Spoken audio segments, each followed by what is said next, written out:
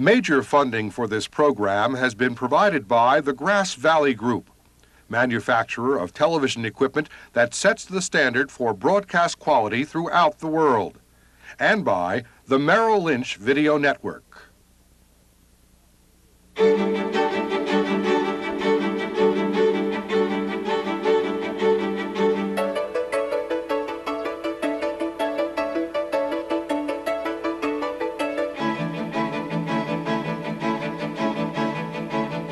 Well, I started in television when television was black and white. The cameras weighed about 150 pounds. You rolled them around on dollies, and you changed lenses by turning a little handle in the back to rack from a 20-millimeter lens to a 100-millimeter lens. We eventually got one of the little Sony 3650 half-inch reel-to-reel machines with a portable camera, which we used to gather the material for our training pieces. And for, probably close to 8 years, that was my bread and butter camera. In those first days, my first job in non-broadcast video, we were doing an awful lot of just taping of role play situations. People who were actually involved in whatever the subject matter was, putting them in a couple of chairs across the table from each other, and they would role play various situations. We would tape it. We certainly didn't edit it because we couldn't edit.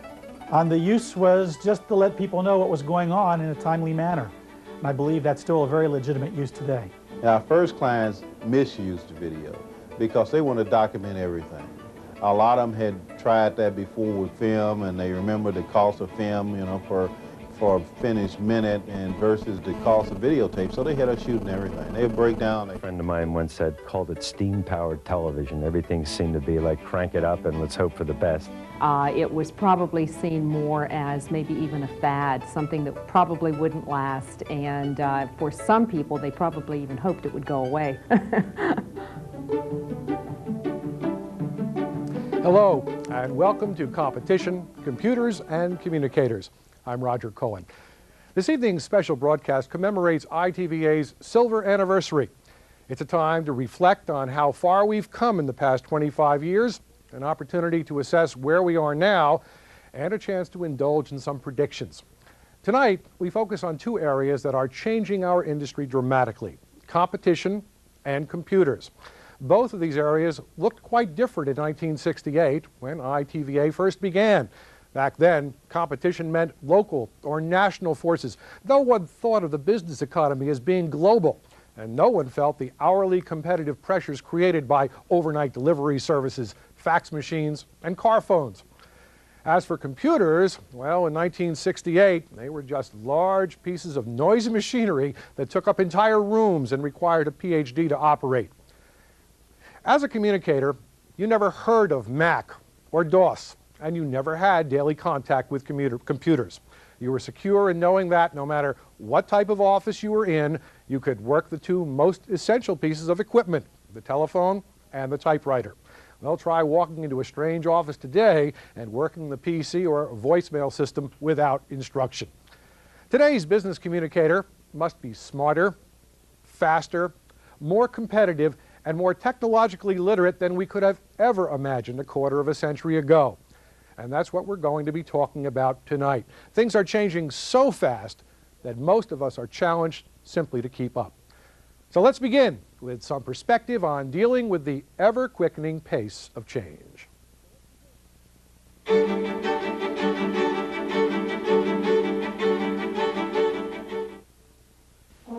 Come, mothers and fathers throughout the land, and don't criticize what you can't understand. In the 1960s, political change was a reflection of the times. From hippies to Panthers, a new agenda was being brought forth. Today, the words and the speakers are different, but one issue remains the same: change. This country has been around for more than 200 years because we live by hope and vision, and because every time we had to change, we have been able to change. Nations succeed only as they are able to respond to challenge, and to change when circumstances and opportunities require change. While change for the 60s was rooted in politics, Change into the next century will continue the current trends initiated by corporate environments. The point here is that there has been so much change within my particular industry over this past decade that you could almost call change a standard way of life. Change is a way of life. Look at our own industry. Are you using the same equipment today as you did just 3 years ago? Do you report to the same management? Are you working for the same company? We are flexible and adaptable to change, and we're on the leading edge of it. We're not just broadcast-minded. We're not just corporate communications-minded. If the technology changes, we're not going to be pulled by it. We're going to be at the leading edge of it. We should be saying to our companies and to our clients, this is new, this is better. Let's move this way. Change into the future will mean learning and exploiting new technologies. It will mean adjusting and looking for advantages. And it will mean doing things faster with greater efficiency. We are kind of a reactive company to what's going on, not only in the industry, but when IBM comes out with a major announcement or they change memory or they change something, we have to be very sensitive to the fact that we got to change with them very quickly, and then we have to convey that message as quickly as possible. Change is not made without inconvenience, even from worse to better. Change, constant change. We're going to be going through this for quite some time. You know, pull your belts a little bit tighter. If you want to go back to the way it was, you're not going to be able to get there. Those days are gone forever. We're going into a very exciting new marketplace. We have the talent that nobody else has to make it happen. Progress is impossible without change. And those who cannot change their minds cannot change anything. For in the end, the choice you face is clear.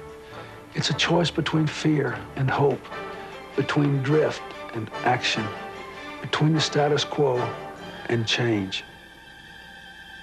Change means the unknown. It means too many people cry, insecurity. Nonsense. No one from the beginning of time has had security. Joining us tonight is a panel of practitioners and business leaders. They're going to help us define the changing needs of the corporation. First, from Orange County, California, Mr. Richard Jansen. Mr. Jansen's an independent producer. Here in our New York studio, Mr. Dale Thomas is president of ITVA. Dale works for Telemation in Denver, Colorado. Ms. Marilyn Zuckerman is quality planning director for the AT&T Quality Office, and she's also the author of the recently released book, Incredibly American, Releasing the Heart of Quality. And finally, via satellite from New Orleans, Mr. Richard Bartlett. Mr. Bartlett, Vice Chairman of the Mary Kay Corporation and one of ITVA's 1992 CEOs of the Year. What I'd like to do is start with a question for Mr. Bartlett and Ms. Zuckerman and have them answer from their corporate perspective, and then we'll go to Mr. Jensen and Mr. Thomas and have them respond as producers. Let's start with Mr. Bartlett. Dick, how do you see changing times affecting the relationship between corporate executives and corporate communications departments? One of the biggest issues is, in fact, how the corporation itself has to change for the 21st century. And right at the heart of that are video communicators. They helping us, in terms of leadership, communicate new ways of doing things to our employees, or in our case, to our 250,000 independent contractors. We have a special communications challenge in our industry in that people have to do things because they want to do them. We have to motivate them, not tell them what to do. The fact of the matter is that all industries have that challenge before them, I think. The changing nature of employment out there is going to leave great opportunity for video communicators. Marilyn Zuckerman, motivation is an area that you're interested in your quality office, isn't it? Yes, very much so. Motivation is critical. And of course, motivation comes from inside a person. Too often we think about how we can motivate someone else. So when we think about communications, particularly as we go forward into a very ever-changing world, we need to be able to think about how we communicate in ways that cause people to be motivated from inside. It's kind of scary. Change is scary, isn't it? Yes, change is scary. It's also challenging. Change has both of those characteristics. So we like change. Most times we like change when we make the choice about change. But we're perhaps more afraid of change when it's imposed on us from outside. Well, let's talk about whether we have the choice or whether it is being imposed a little bit later on. Let's hear from the producers now, and why don't we, let's go out to Orange County and let's have Rich Jansen join us. Rich, what about your read on what's been said so far? Well, I think we really see that change out here is occurring in the economy. It's forcing some of us to make basic decisions about how we're going to perform our business. And, you know, the basic dichotomy, for instance, between low-end or high-end as ways to go. We have some real low-end practitioners who now with the new technologies are beginning to make inroads into the corporate marketplace and forcing those of us who have always thought of ourselves as either high-end or high-quality producers to reevaluate where we're going.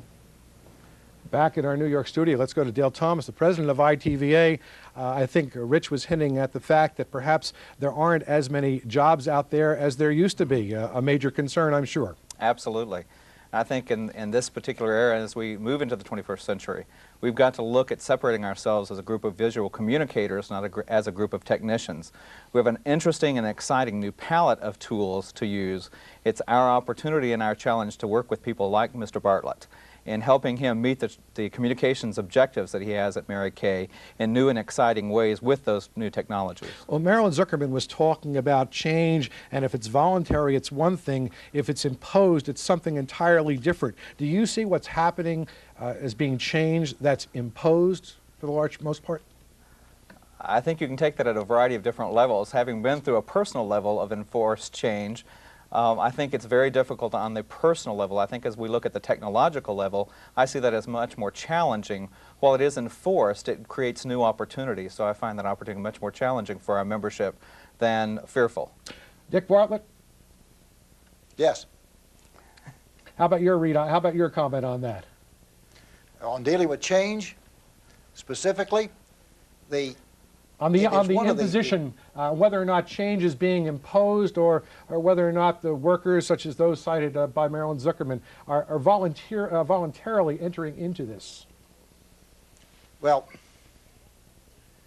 change, as Merlin pointed out, is always fearful to people, even if it's changed for the good, as you said in some of your opening lead-ins.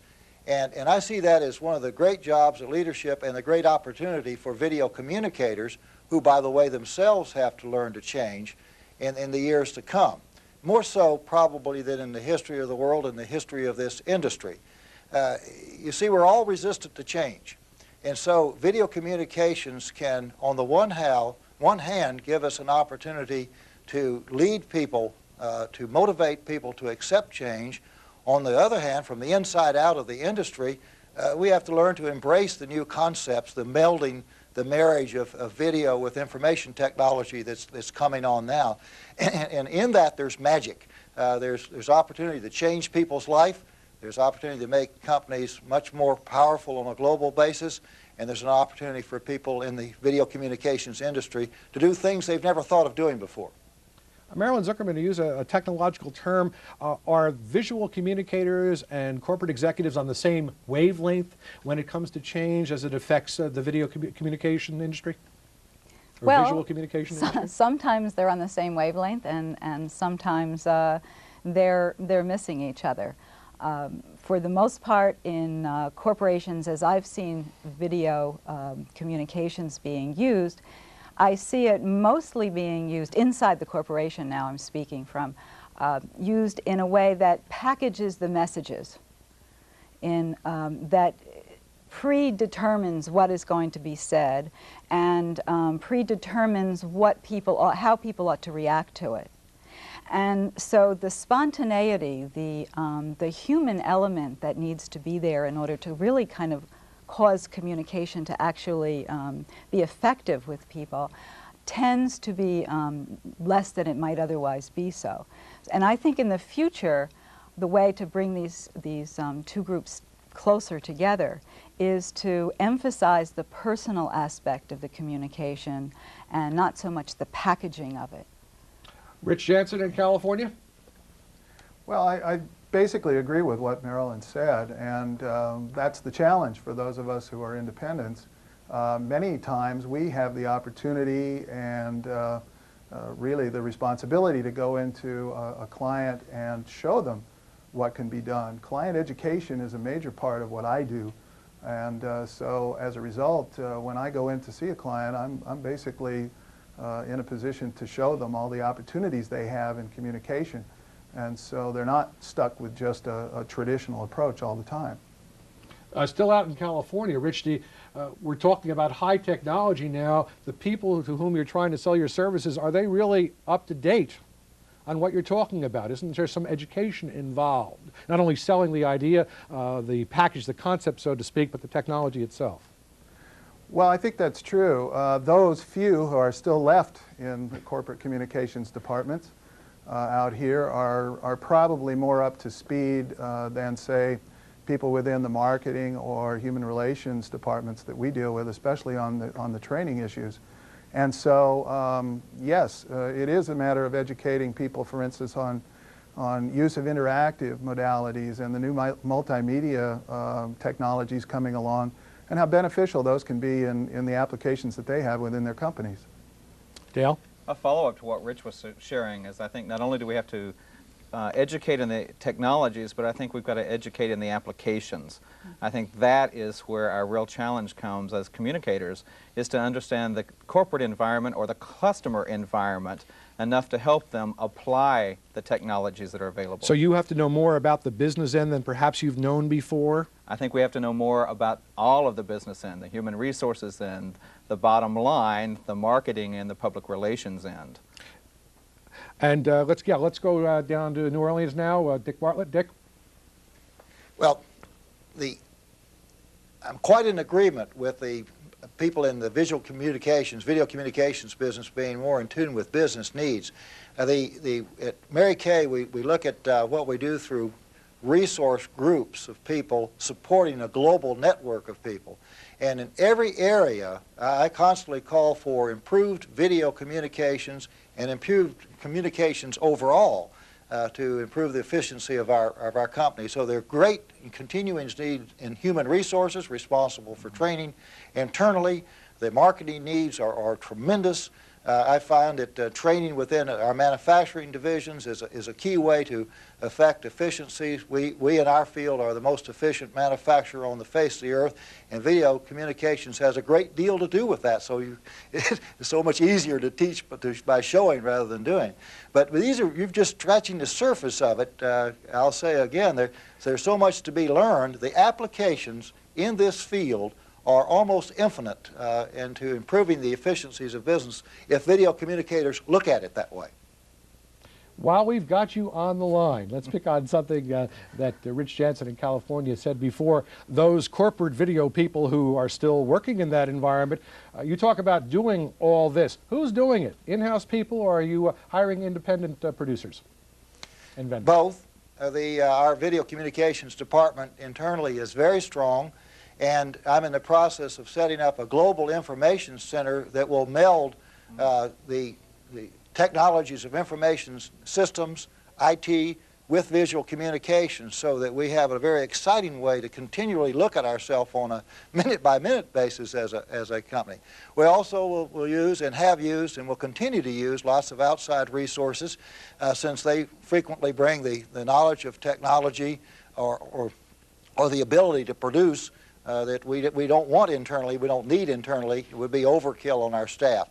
So Mary Kay represents a company willing to build from inside out as well as to look outside for new and exciting ways to communicate.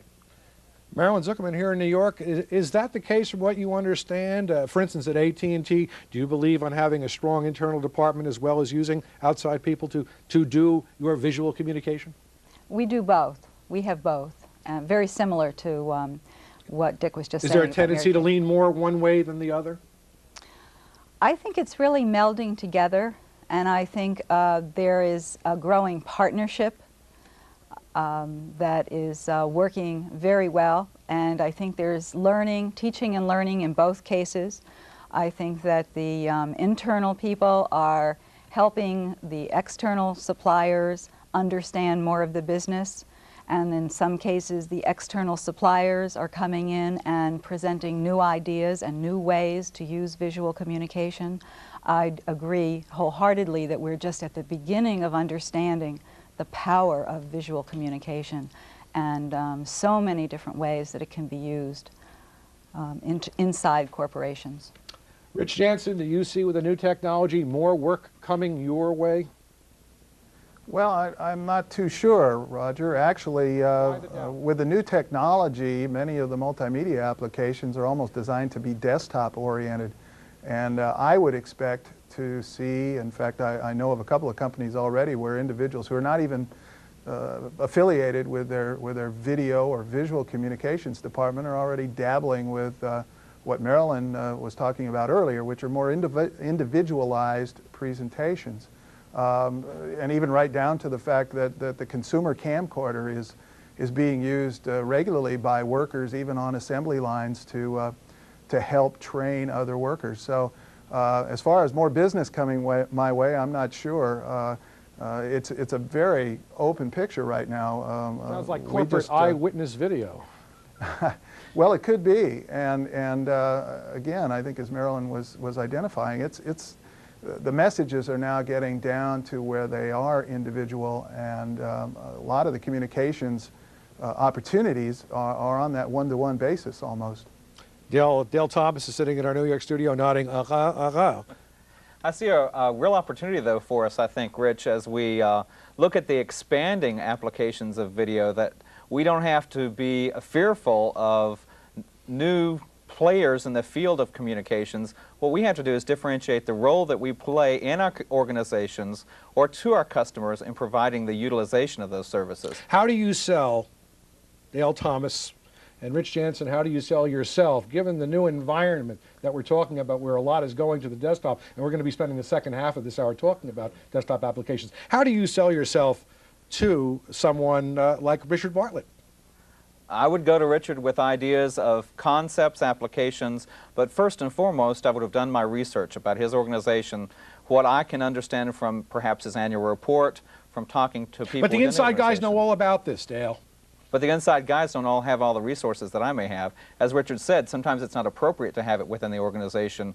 Like Mary Kay, it's not cost effective, so that I can help channel those resources to him as an independent. Marilyn? Well, I've had recently an opportunity to work with an outside supplier, and one of the things that I'm finding very interesting is because they have some technology that we do not have inside in our internal organizations, I'm finding that they are growing a database of visual communication material over time. And that database, using, of course, information technology now, is critical to us so that we don't have to go back and redo. And again, in this interesting way, information technology is now causing me to have a much more firm allegiance to this particular supplier because I've got all my visual communication on his system. And if I want to redo a piece, if I want to reassemble and connect one piece that I did a few months ago with something that's just coming up, it can be done very quickly and quite economically. So it's interesting that the technology is causing partnerships and actually enhancing those partnerships. Dick Bartlett out of New Orleans. That was a great word Marilyn just used, partnerships. I look at partnerships in the way we work with lots of outside vendors. I think there will always be things beyond the core competencies that drive various companies that make these partnerships very, very desirable to make you powerful as an organization. I go back to the gentleman from California, sort of take issue with what he was saying. On the one hand, I certainly agree that the person-to-person communications capabilities of today and tomorrow are going to be vastly enhanced, and this information highway concept will be there. and that video conferencing and techniques such as this are going to be very important to us.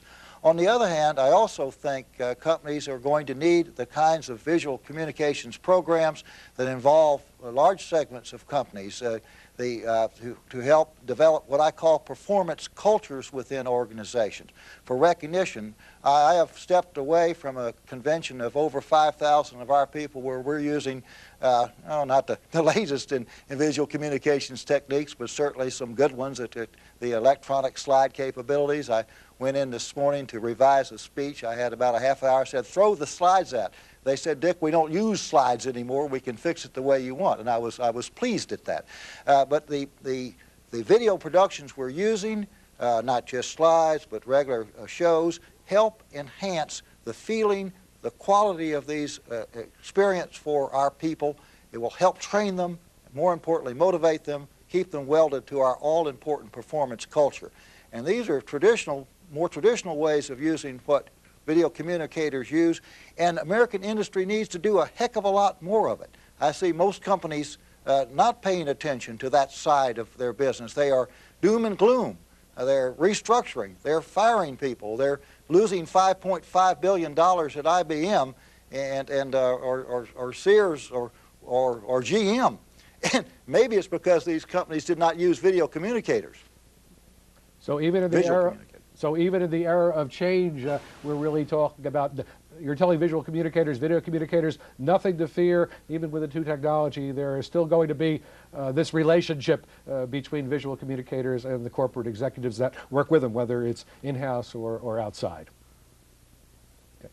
I believe, Marilyn, I believe we might have run out of time for this segment, and if we have, and it's gone very, very quickly, we do have a second segment to go. We still have a couple of minutes left. Okay, thank you very much. Let's continue then. And Marilyn, go ahead. You were going to say something. Well, I was just going to pick up on something that you said in terms of visual communicators and corporate executives.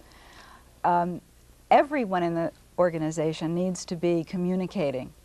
And one of the ways that we are using visual communication now, or using the media of the visual media, is in helping to change our culture, in helping to break down what has been a very hierarchical structure. And humanizing it? And humanizing it, absolutely. And one of the ways that we're doing that is by using visual media and connecting people with one another and finding ways to tell people stories. What are the stories of the people and their lives while they're at work? So the linear storytelling that some people are afraid are going to disappear with the new technology, you say that's not the way it's going to be? Not at all, not at all. What we're finding is that approaching telling people stories in a very human way is something that is causing people to move toward this media. But you've always tried to do that, haven't you? Even in the early days, Dale Thomas tried to tell the story, tried to develop human interest. Well, it isn't the visual medium what captures the emotion of our message the best.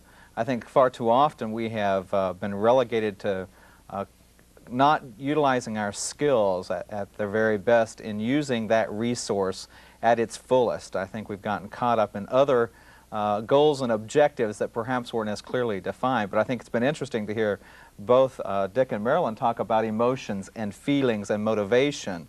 And that is truly what I think this medium is all about. Okay, let's have one final comment. Let's go out to Orange County, California, and hear from Rich Jansen. Rich, about 30 seconds, please. Well, just to play off on that, the one barrier that I've run into on involvement and emotion has been in the past a corporate mindset, or more appropriately an upper management mindset, that there is a specific message that they want to put across, and that there really isn't much latitude in how that'll be presented.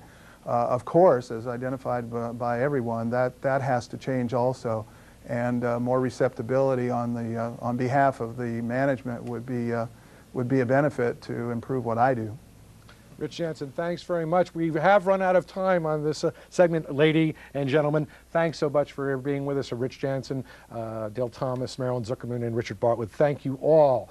Now, we've concluded half hour number one. Before we explore the realm of computer video, Let's hear what some of our ITVA members think of the future of visual communications. We'll be right back.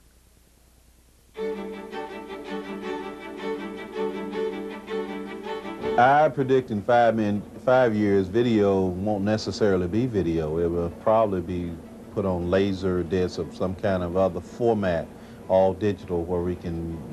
So our little desktop station that we in the past have used for databases and word processing really is going to be the tool to communicate worldwide. With the advent of DVI, training, marketing, entertainment, and even corporate video will really be brought into a whole new realm. Linear videotape is not going to survive in my line of work, especially in training. If those video departments are not changing over to being multimedia departments and being able to deal with teleconferencing and desktop publishing and LAN communications, they're going to be out of the water. Talk about new formats. There's a lot of talk about digital. I read an article the other day where they recorded direct to disc and broadcast off the disc. No tape involved at all. But I have to believe that then in 5 years, videotape is still going to be around. The marriage of computer to video is only the beginning of this. I think we're on a real exciting horizon in terms of the technology aspect of it. Fiber optics, telecommunications, video conferencing, they're all going to be coming together, and we as video professionals have an exciting future ahead of us.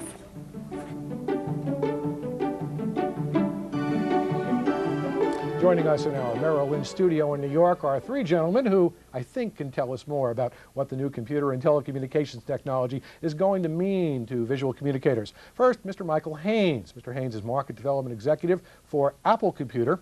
Mr. Peter J. Andrews of IBM. Mr. Andrews is in charge of Executive Communications for the Vice President. He's Director of the T.J. Watson Research Center. And Mr. Pat Corbett, veteran graphic artist, Dubner pioneer, and software developer for Grass Valley. Well, gentlemen, let's start with something that's on everybody's mind, and let's start with Pat Corbett. Every time I think of you as a Dubner pioneer, I expect you to have your covered wagon parked right outside the studio. Pat, everybody's talking about CD-ROMs. Everybody's talking about doing everything on the desktop. Is all this stuff really worth it? Well, I'm a legitimate television guy, 26 years of making video. And I got to tell you, it's not all that it's cracked up to be, in my opinion. There are certain parts of these emerging technologies, and this does not a religious war here. It's not a Mac versus an IBM versus an Amiga. Forget about that stuff.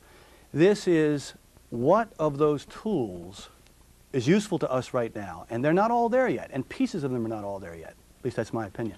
So the big announcement, so to speak, the big arrival is perhaps a bit premature. Give it a couple of years to develop, if that long? If you read the trades, you'd believe that you could go and shoot digital from the beginning to the end, disk technology, no problems, get your graphics in your basement, and some of that happens, but not like what we're seeing tonight. There's an army of people here bringing these shows to you right now that are in the television world doing television things. Part of the desktop world can contribute to some of those things, and certainly some of the graphics were made on the desktop. Michael Haynes of Apple Computer, Mr. Corbett is suggesting, heaven forbid, misrepresentation in the marketplace. Is Apple speaking out of turn? I think it's important that the expectation level be set correctly. Obviously, we can't do A through Z at this point, but there's many parts of the entire process that can be done very easily. It's interesting we're talking about change because Apple was founded on one of our ideals was based on changing the world one person at a time. And to do that, we've had to change our technology so that we were providing a good foundation so that people, when they enter into this mainstream of technology, that they can grow and not have their life and business disrupted too much. So it's here, but we have to be careful on how we set the expectation level. Peter Andrews from IBM, what's your pick on this? We have the house already. We've moved into the house of new technology. What kind of house? Is it a two-bedroom condo? Is it a town? It's a real nice. It's a real nice roomy house. I tell you, it's a wonderful house. It's got everything you want. It's just not necessarily a home yet. And what we're working towards now is making it a home for ourselves, and that involves both the technology and the learning that we're going through. Pat Corbett? My vote is fix the plumbing first. I mean, you know, these are essentials. Now, what can you do? See, I think that we've dwelt on a lot of very metaphysical, philosophical things here. My take on this is that we don't have any time to be afraid of change. There's certainly the things that were said earlier about change, I believe entirely. But the velocity of movement of technology right now, this is a logarithmic scale we're looking at. People say, well, you know, there's not going to be much invented. It'll take a while. It'll take a while. No, because the people like at this guy's operation, they're using the same technology to procreate the technology. So they're using all of the tools to communicate. And I think that's going to be telescoping the production of these plumbing elements that we need in our life. Some people, let's go back to Michael Haynes from Apple Computer. Some people talk about built-in obsolescence, especially in American products. But here we have new things being turned out, it seems sometimes on a weekly or monthly basis, certainly on an annual basis. What about that? Are there too many things coming down the pike too quickly, Michael? There are a lot of things coming down the pike. And how do you make decisions if you see this and then 3 weeks this and then 2 months that? That's right. Well, you have to really look at what you want to do and see where it's best represented and translated. We were talking earlier about this broadcast and some of the visuals you saw earlier, and there are parts that you can actually do with a lot of the CAD software and the Photoshop software that help create the broadcast that we're seeing today. The other thing has to do with the home. We were talking about the home metaphor, and there's some nice houses that have been built that are excellent models for what we're trying to base our futures on. What Coppola's doing out at Zoetrope Studios in California and locally in New York, Foresight Films has an entire setup that from storyboarding to visuals to scripting to editing, they're producing a full feature film for this fall. So there are some exciting things going on. I think it's important that we really share those successes with the ITVA membership so they see what's happening and see some successes out there. Yeah, those are the niches. He's talking about the niches. There's a big picture, which we all know about. Communications by television, we know about that. But there are lots of opening opportunities for people of an open mind who are not so afraid to get in and get a piece of that new multimedia pie. You've got to be willing to collaborate, though. Yes, absolutely. I mean, we're in a world where people are running around with camcorders, as we've heard, and they're doing the production themselves. If you go up to those people and say, well, you know, that's not broadcast quality, so you really shouldn't be doing it at all, you've lost. You already are not a collaborator with these people. But if you go up to them and say, if it's the appropriate level, yes, that's the appropriate level, good, let me help you when you need to do other things. Or if it's not the appropriate level, I think that what you've done really says a lot, but I think we could do so much more. Let me show you what I've got in my shop. Let me show you what I can bring to this, and we can make this a communication that will really work for this business. Let's go, Pat Corbett. It's something you said. You're an old video guy. You still work in video, and you've been dragged into about 12 years ago when Dubner came along. Not picking on you specifically, Pat Corbett, teaching old dogs new tricks. And your colleagues in the video world, do you see a lot of them having trouble picking up the new technology? Yeah, and it's so silly.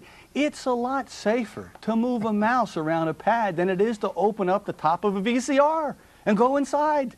You can actually be alive when you're finished with a mouse. You may ruin the entire show if you're in there fooling around with things. It's not a forbidding technology. When I first started, it was, because it was bytes and bits and math.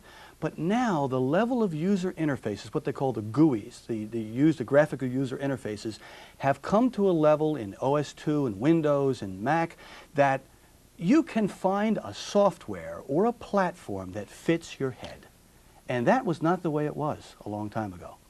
If there is a problem with some of the more veteran, shall we say, TV professionals picking up the new technology, I would think this would be but if they still go buy a computer. But I would think this would be a marvelous opportunity for young people. We have a number of students out in our audience tonight. I would think that their ears would be perking up saying, this is terrific, this is ready-made for me. Some old-timer may not want to go ahead with this, but if he's not or she's not willing to do it, I am, Peter. I think that it doesn't have to do with age, it has to do with what you're interested in. And if this is something that excites you, then go for it. If you're a little less secure with the technology, find somebody else who's very strong with the technology and work with them. I'm a storyteller. That's basically what I do. As a storyteller, it's much more comfortable for me to go to someone who really knows the nuts and bolts and say, this is what I'm trying to do, or show me some of the ways I can use this. and work together with them to produce something that will be up to date, that will be something that's beyond what the camcorder could produce, or maybe something that accents what somebody's camcorder is doing. Let's go back to something that was discussed in the first half hour, and we talked to Richard Bartlett about building up both in-house and out-of-house video resources. I would think with everything, with a lot of things moving to the desktop, Michael Haynes, that you would see a lot of work that had previously been done outside come inside. Think that's accurate? Yes, it's coming inside. We're seeing spin-offs from larger agencies as well.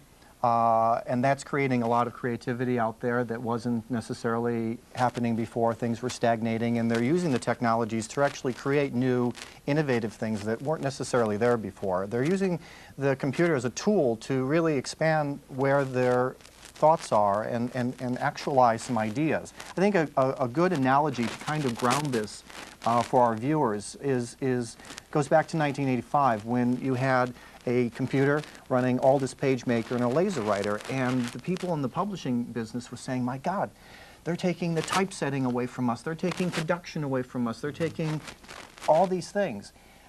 But they would look at it, as Peter was saying, this isn't 1200 or 1300 DPI, this is 300 DPI, this is not acceptable, or it's not broadcast, as you would say here. The people, the innovators that were embracing the technology then are the ones producing Time magazine from soup to nuts. But it took them to play around to understand what these tools were, to get their feet wet. They were the ones motivated, to use the word stressed earlier, to really dabble with it at a fairly good cost of entry. I want to follow up on that too. The question of broadcast quality. I'm very glad that what is going out on the air tonight is broadcast quality, because then we need all the help. Technically, we need all the help we can get. Okay, so Iggly Wiggly Pictures, this is not good for tonight. But I assure you that if the ITVA provides me with a copy of this show, I will go home and suck it into my Macintosh and pull out those key pieces from the people around that have talked before us and now, and send it to a few of my friends and say, what do you think of that? And get that feedback loop tightened up so I can get more information next time someone asks me a question. I might have a clearer focus. We as a culture are trying to get a handle on what is going on with this communications thing. And if we don't use the technology to share that stuff, forget it. There was a quote, I believe, came last year from an ITVA member: learning multimedia is like drinking out of a fire hydrant. The image is quite revealing. What about that, Peter? Again, it goes back to the point that there seems to be so much out there. Just as there's so much information out there, how can even professionals who have worked in the field before and are somewhat familiar with the existing technology grasp all of it? You got to put your foot in the water. You got to start swimming. If you don't, then it'll go past you. It's like trying to get into the housing market. The first house you buy is tough. It's very tough to get the capital together and to actually pull it off. The same thing with anything that's big and new, and this is big and new. But you know, too, Peter, it's safe. When I first directed a television show 23 years ago, the whole world was watching me. Happened to be a hockey game. That was a terrible baptism by fire. You can get a computer, and you can go into your own little hidey hole in your house or in your office, and you can begin to learn. And when you think you're ready for prime time, you can come out and say, hey, look what I was able to do. And this plays off something you were saying earlier too, Michael. We need to use these tools to prep our real television, broadcast television work. That's one of the niches. If you can get someone in an edit session who comes in with more than a list of timecode numbers or a logo, if they're going to the graphics guys, written on a napkin from the diner, you've got so much more information. You're talking about a video storyboard, so to speak? A video storyboard, maybe even a clip graphic that you found that you loved. Look, this isn't exactly what I wanted, but it's kind of the idea. What do you think, Mr. Television Professional, Mr. Graphic Professional? Then we're growing clients for ourselves. I would like to have satellites of these people all over the place, feeding work into a finishing shop. We take your information, we put it together, we finish it. Well, I think a lot of people out there might be questioning what's the Joe average or Joanna average sitting around their desk somewhere in AAA Corporation. They've got all these desktop tools, and previously she or her office might have gone outside. Some people might think, is she capable of producing a 30-minute multimedia presentation. Maybe not broadcast quality, but given the appropriate tools, is she able to do that, Michael? Inside the corporation? Inside the corporation, sitting at her desk or his desk. Absolutely. And let's define what multimedia is. That's another thing that's kind of out there and it's not clear. Multimedia is essentially a data set of images and video and sound and music and graphics and even text. If you look at just adding sound to an image, you could technically call that a multimedia experience. Take it further, that you could make it an interactive, active experience, which becomes a learning issue within perhaps this company as you described. And there are companies that are looking at, as the gentleman from Mary Kay was saying, looking at tools that they can do in-house that will empower their sales force by humanizing some of the stuff that was perhaps too technical or far out and wasn't accessible for the Joe or Jane on the street. Two things, one of which we did not get to in the first half hour, I definitely thought we should have. I'd like to talk about now are costs and jobs. Is this new technology a lot cheaper than so-called high-end video, broadcast video technology that's out there now? Can the new technology at far less cost do most of what the more expensive stuff can do, Pat? Well, here's where we're standing in front of the fire hydrant. There's so much to talk about here. We don't have the time to, but let's try to break it down a little bit. You start and then I'll cut you off. It's your role in life. What we have to do here is, the Macintosh in my basement costs $15,000. But there are many people who are using the Mac technology, the IBM technology, the Amiga technologies to create things that cost a half of that. But what is the level of the output product? If I want to get my message across, if I want to take a piece of audio and put it on there and send it to a client who has a Mac or has an IBM and say, hey, scroll through this and cut out the pieces you don't like and send it back to me. Well, I mean, I can do that by the federales, back and forth. And that's a very quick way to cut down the production cycle. I've got to get more jobs. I've got to get them through my shop and out on the street so I can pay for my daughter's college education. So it's more efficient this way. Absolutely, absolutely. And at some levels, I agree with you, at some levels, broadcast quality, guys, come on. This stuff, the importance of the moment and the importance of the message supersedes broadcast quality. And you can buy boards for these boxes now that'll give you SVHS quality. Yeah. There was one of the gentlemen from one of our major news agencies in the city was looking at what Adobe Premiere was doing. And he said, my God, what you're showing me is a tool, simply Adobe, a software product for under a couple hundred, $200-300 bucks. Right. You're showing me a tool that will help me revolutionize how I present the news on a nightly basis. Now, is it broadcast quality? If I hold it up to a spectroscope, is it probably not, but like that guy holding his loop and showing it to his customer, the customer doesn't know. But under a loop, he says, that's not quite right. But you're trying to communicate something, and the customer doesn't necessarily know that light wasn't quite right. But you do, but that's not really the point. Are you getting your message out efficiently and cost effectively? Peter? And sometimes time is the greater value than the clarity of the picture or the flow of the images. Now, I spoke to someone who said, from one area where I am in New Jersey, who said that the new technology very often takes longer to do what had previously done with more high-end equipment. So it's not as efficient in that sense. Sometimes maybe more cost efficient, but not time efficient. Sometimes it does. And that's a time when you don't want to use it very much. Okay, so you pick and choose. You have to be selective. Okay, Absolutely. What about jobs? It sounds like there may be a loss of some jobs, both if we're talking about corporate, both in-house and also for outside producers, such as we're on the first half hour. But it also sounds what you're talking about. There's a lot of room out there for entrepreneurs, people who see this change and want to grab that brass ring, so to speak, Pat. I give talks to colleges and universities sometimes, and I recently gave a talk up in upstate New York. At the end of the lecture, one of the students raised their hand and said to me, how can I get a job? What job is for me? I says, you won't get a job. What? I won't get a job? I said, no. You have to make a job. You have to be out there and be a reason that the person that you want to work with can't do without. They've got to have you. And she said, well, how do I do that? I said, if you've got a rich father or mother, go get $175 a month and get yourself a computer and learn how to use it and walk down the street and say, I can do X, whatever fits your head. But conversely, it's true too, and this is the good news for the membership, is that I think one of the earlier tapes was talking about the skill sets, that the membership out there has a rich variety of skill sets. And I had a vice president of a major advertising firm say to me, my problem is I'm getting too many people out there coming to me from schools that know the technology, and I'm not getting people that understand it visually, that can communicate even with a pencil and paper and a T-square and razor blade. That's a skill set that's hard to come by, and we're seeing kind of two different shades of the whole story. And what's good for ITVA is they have a rich set of skills out there, and with a little trim tab, if you're into sailing, might be necessary to apply some of those skills to some of the technology that's right off the shelf. If either any or all of you had an opportunity to be a consultant, well paid of course, $1,000 a day shall we say, to a certain college that had a standard, a traditional television production curriculum, what would you tell, Michael, what would you tell them to do based on the new technology? Well, let's take NYU for example. They've been taking quite a bit of leadership from journalism, setting up labs and looking at electronically producing newspaper.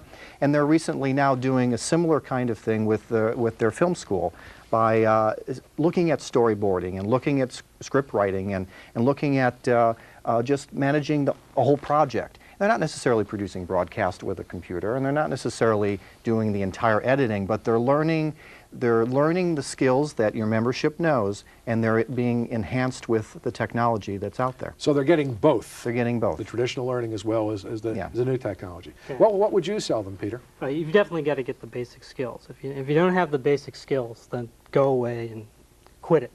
The other things I think that you have to do is, one, you've got three basic jobs, I think, in the future for visual communicators. One is to be a resource, and that means you know a lot, and you're good at collaborating, you can teach, you can consult. My son the consultant? You can fix things up. Sure, why not? It's fun stuff.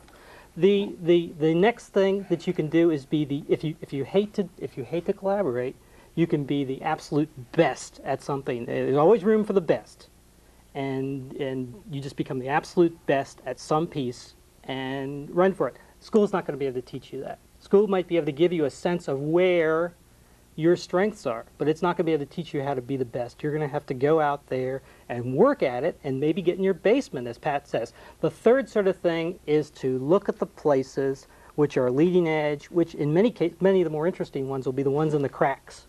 We've got a lot of different technologies coming. You've got teleconferencing, at the desk teleconferencing. We've got a lot more video in the office, the business video lines, and lots of different things, training and so forth.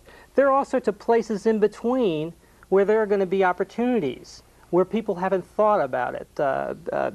Bill Gibson has a line, a science fiction writer, the street finds its own uses for technology. And it's absolutely true. Some of the more interesting things are going to be the ones that you're going to say, oh, you know, these guys are teleconferencing. It'd be really slick if when the guy who's from security popped on, if there were a red frame around him, people would turn to it and realize before he even opened his mouth that there was a security question. Things like that, opportunities in the cracks, are going to be a good place to be. And the way you learn about those is to learn about a whole bunch of different uses. It sounds like the new field of visual communications is not going to be nearly as safe, well, relatively speaking, safe and secure as the old field, because again, it sounds more, you'll have to be more of an entrepreneur, you'll have to be more flexible in the way you conduct business. And if you're not, you'll go away. I mean, that's the truth of the matter. If you're not going to adapt, I mean, there are no dinosaurs because the climate changed. And that's what you have to bear in mind. Agility and intense curiosity. And I would recommend that you talk to your children, that you play with your children with a computer. If you want to see someone break down the fear, go watch a 5-year-old with a mouse. It's crazy. It's absolutely true. Getting out there with people is important. You look at the founding the film business. I'm reading a book about that right now. And you had people who were involved in retail, people who did furs or made shoes or whatever. The place, where's retail now? You live with retail if you live online.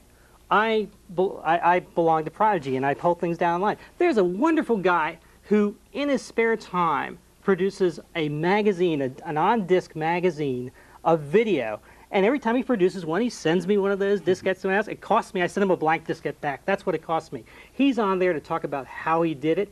You can send him stuff on diskette that he will put onto his for the next magazine. This is the new frontier. This is where we're all going to live. We're using some melodramatic terms, new frontier, to take from one president. It's time for change, but it's almost as if the technology is giving America a wake-up call. Wake up or else be left in the dust, Michael. Well, yeah. What's exciting is one of our, we have a program at Apple where you take a sabbatical after 5 years, and one of our senior people just took one to help set the groundwork for Clinton's technology moving forward. And Clinton's looking to pave some major highways, and they're not going to be made out of concrete. So the world is getting smaller, but it's allowing so many more infinite possibilities as a result of it. And we'll all be connected through handheld devices, through things like Prodigy, through networks, through phones, and we'll be sharing and collaborating. You guys aren't just technology nerds saying this now, are you? No geeks allowed. No geeks allowed. You see, this is not a challenge for the ITVA. This is a necessity for civilization. If we do not, take off what Marilyn said earlier, if we do not make these kinds of changes, learn these ways of communicating more effectively, we're going to obliterate ourselves. But if we do, we'll do pretty well. What kind of obligation does ITV have to its members then in terms of getting them more involved in new technology? Leadership. This is a good example. You know, the partnering, back to Bartlett's comment, the partnering with an industry to put this teleconference together. The people who you get credits for. Yeah, you're recognizing you can't do it alone. I mean, even IBM and Apple has worked towards, we've worked towards a relationship because there are certain things they're doing that's very exciting for us and vice versa. And I think a relationship with ITVA and the people, manufacturers and the consultants that are doing it will really start pushing your agenda in a much more meaningful way. Michael, I'm going to have to break in and say, gentlemen, we've run out of time. We'll have to conclude our discussion at this point. I'd like to thank our panelists for joining us tonight. Pat, Michael, and Peter, you've been terrific in the last half hour. Now, before we say good night, let's hear once more from some ITVA members.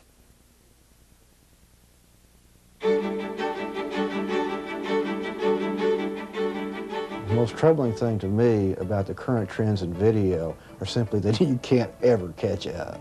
There's always something new that you just gotta have. And of course, with balances of budgets and things like this, you're not gonna get a lot of it.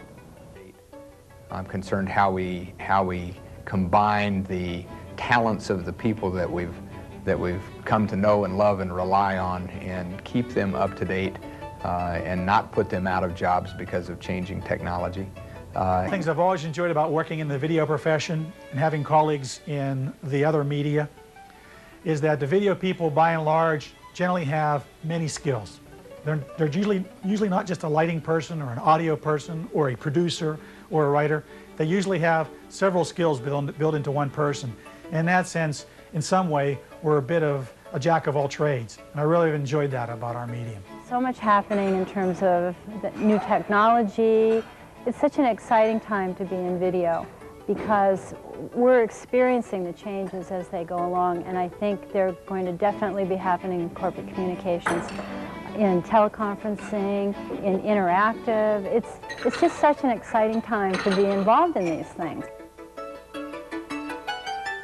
Well, as we all know, the world of the business communicator will never be and should never be static. Tonight we focused on just some of the critical issues we face as ITVA moves into the 21st century. In the coming years, we hope to present more programs that focus on the evolving issues that affect ITVA members. As we sign off, I'd like to remind you to please fill out your evaluation forms. Your feedback, of course, is extremely important in planning future broadcasts. And if you haven't faxed in your site registration form to the International Office, please do so we can have a record of all the downlink sites. And now for our guests and the many, many ITVA members across the country who have worked so hard to make this program possible, this is Roger Cohen wishing you all a very good night from Merrill Lynch in New York City.